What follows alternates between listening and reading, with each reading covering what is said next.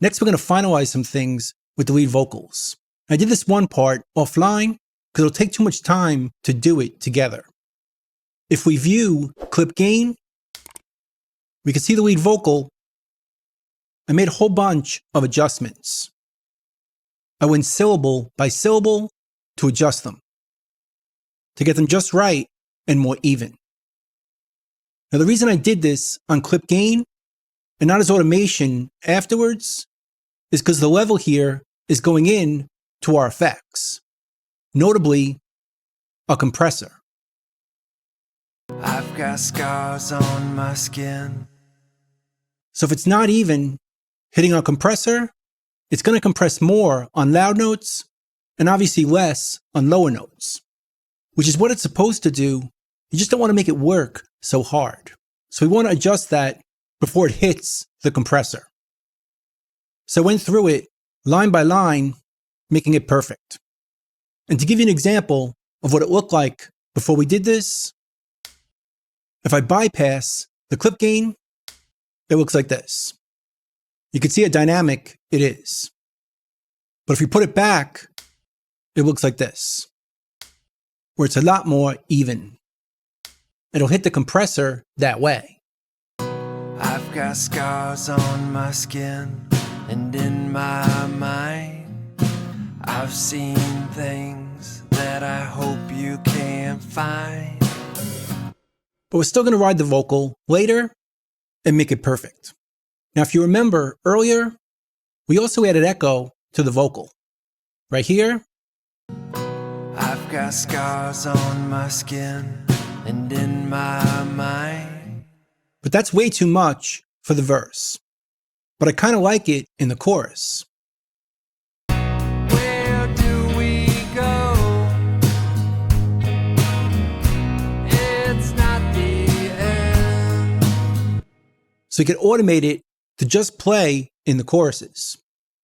If we switch over here to echo, mute, we could put a point right here, control on the PC, command on the Mac, and drag it up. And the echo is going to turn back on just for the chorus. So it'll be dry here. Where do we go when the passion is gone? At least for the echo. It'll turn back on for the chorus. Where do we go? Now we could turn it off for the second verse, but I think I kind of like it there to create an effect change for the second verse, where the eighth note guitar comes in. It's been 13 years and the days are growing short. I wish that So I'm going to leave it on in the second verse and the chorus, but I want to turn it off on the outro. I've got scars on my... So we'll create another point right here and bring it down. Now the outro will have the echo turned off. I've got scars on my skin and in my mind. But I want to create another effect just for the choruses. On those long notes at the end of each phrase, I want to add a long delay. Where do we go? To fill the gaps in these spaces. So let's create a long delay. We'll go to our sends, new track, mono, aux input, and create a long delay. Then we'll put a delay on this track. I'm going to choose mod delay 3 mono stereo. So it's a mono send to a stereo effect. Then we're going to set it up to be quarter notes on the left side and quarter notes on the right, but just a bit longer, which will create a stereo effect. Then we'll add some feedback to add some repeats to the delay. And let's hear that. Where do we go? It's not the end. I hope you know And to make it sound more interesting, let's add a filter to the delay. We'll add an EQ, and we'll roll off the low end to about 350 hertz, roll off the top end as well to about 3 kilohertz, and boost the mids just a bit at about 1 kilohertz, and make it a bit wider. And now it's here, that. Where do we go? It's not the end. But I don't want to put this on every note. I just want it on the last note of each phrase, like this. Where do we go? It's not the end. So we can automate that using Pro Tools automation. So let's switch this from read to write and write in that automation. It starts out off. Where do we go? It's not the end. I hope you know I'm not giving up. I'm not giving up.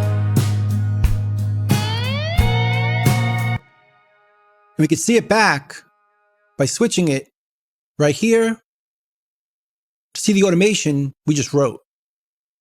We can put it back to read mode, but we can still adjust the level of our send because we haven't automated that yet, just the mute. Where do we go? It's not the end. I hope you know I'm not giving up. I'm not giving up.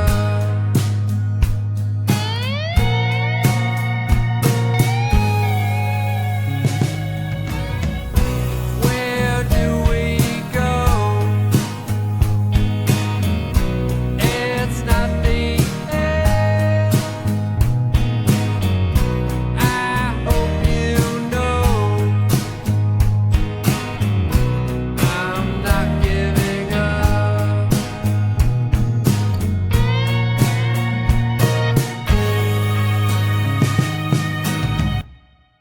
Next, we're going to work on the background vocals, which only play in the choruses, and they sing an upper harmony. Now, I talked to the producer and the band, and they don't want to hear the harmonies too much. They weren't even sure they wanted to use them at all. So we're going to tuck them back quite a bit. Let's just hear them. Where do we go? It's not the end. I hope you know. Now, one thing we could do to hide them a bit more is bring them in as far as the panning, so they're not so far to the left or the right. Where do we go? This way, they don't stick out. But let's start with just one of them. Put it in the middle. Where do we go? And we can just copy all the effects from the lead to the background vocal.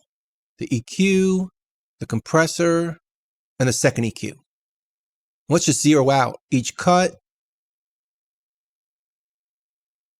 and each boost. Where do we go? It's not the end. I hope you know. Then the compressor. Where do we go? It's not the end. And finally, the top end EQ. Now with this, we don't want to get too aggressive with it because we don't want the part to stick out. Where do we go? It's not the end. I hope you know I'm not giving up. Let's copy that to the other track. Put the panning back. Where do we go? Then we should group the tracks so we can move them together.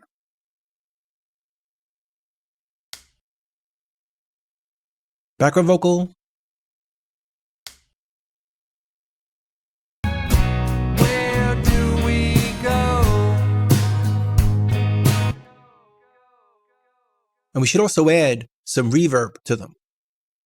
We'll copy it from the lead. But let's add a bit more so it washes out. And duplicate that to the other vocal. Where do we? Where do we go? It's not the end. I hope you know I'm not giving up. I'm not giving up. Something like that should work. So the next video, we're going to create a final mix using automation on the tracks.